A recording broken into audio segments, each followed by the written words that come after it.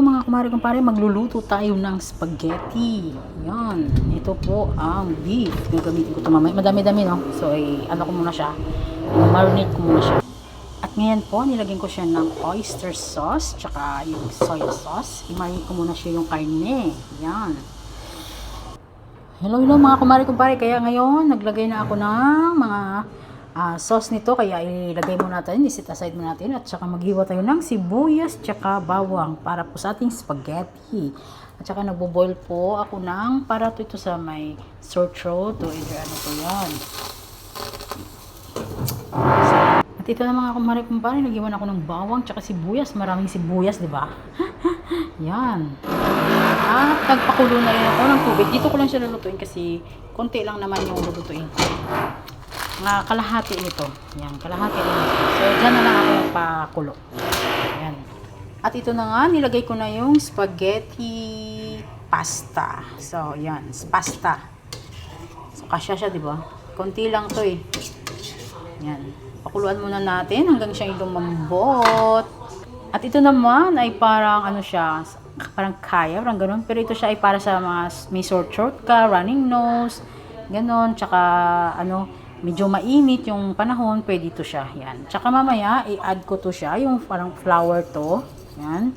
So, hugasan lang to siya saglit, at tsaka ilagay dyan mamaya. Yan. See you pag natapos to mamaya. At ito na nga, mekos natin.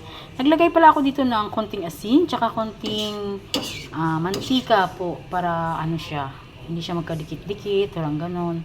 Kasi ibang klase ito na pasta eh. Yung, alam yung maliit na pasta, parang ganon lang siya. Yan. Kaya dito lang ako nagluto para hindi na masyadong malaki yung gagamitin natin ng mga ano dito. Ang ending para yung tinatamad ka lang, dyan lang niluto, sa kawali ba. Depende naman kasi sa pagluluto natin, di ba? Kung gusto mo yung pinakamalaki, siguro mga 1.5 kilo, mga 2 kilo yung gusto mo. Ito lang maliit lang to siya, parang gano'n. Inubos ko na lang siya.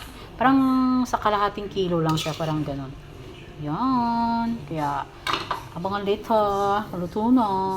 Mga kumare-kumpare, nakalimutan ko pala yung sausage. Yan. Tsaka yung cheese. Yung cheese na ano na, ready na ba talaga? Parang gano'n. So, prepare ko muna. At ito na nga, ilalagay ko na yung bulaklak. Tingnan nyo. Kung ano yung kinalabasan niya. Pero hindi siya kailangan ibabad Parang hindi na ito maganda yung ginagawa ko. Yan. So, hindi siya kailangan na ibabad. So, kailangan patayin na natin yung apoy. Yan. Saka halu-haluin. Yan, gano'n. Tapos mga 10 minutes, hanguin yung bulaklak kasi kung hindi mo siya hahanguin, tingnan nyo, bubukad-kad yan. Kasi kung hindi nyo siya hahanguin, mag-ano to mga kumare-kumpare, mag-iiba yung ano niya, yung lasa niya, maging mapait na siya, parang ganun. Kahit takpan muna natin, yan. Ito pa rin tayo sa spaghetti. Kulo siya ng kulo, yan. At ito na nga mga kumare-kumpare, tatanggalin na natin yung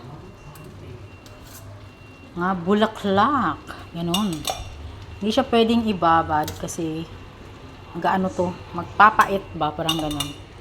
Ang bulaklak kasi parang nag-ano lang siya ng aroma, parang ganon. Healthy to mga kumare, ito yung mga ano dito sa mga parang medicine ng mga Chinese, parang ganon. Pero maganda to siya.